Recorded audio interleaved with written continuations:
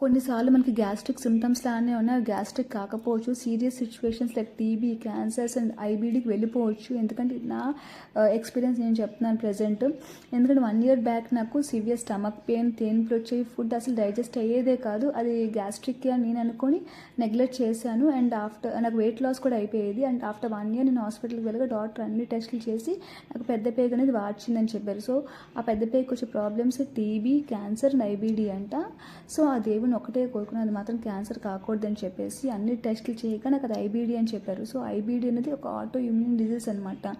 And అన్ని టెస్టులు అవ్వడానికి రీజన్ ఏంటంటే మనకి టీబీకి, ఐబీడీకి డిఫరెన్షియేట్ చేయడం చాలా కష్టం అని చెప్పేసి అన్ని టెస్టులు చేశారు. డిఎన్ఏస్ ఒకేలా ఉంటాయంట. అండ్ అన్ని టెస్టులు చేయగా ఐబీడీ కింద అది డయాగ్నోస్ చేశారనమాట. సో ఐబీడీ కూడా అసలు ఈజీయే కాదు, చాలా ఇబ్బందిగా ఉంటుంది ఆ ఇష్యూతో. మనకి ఇమ్యూనిటీ తగ్గిపోతూ ఉంటుంది, ఎప్పటికప్పుడు బ్లడ్ చెక్ చేస్తూ ఉండాలి, బ్లడ్ లెవెల్స్ ఎంత ఉన్నాయని చెప్పేసి చాలా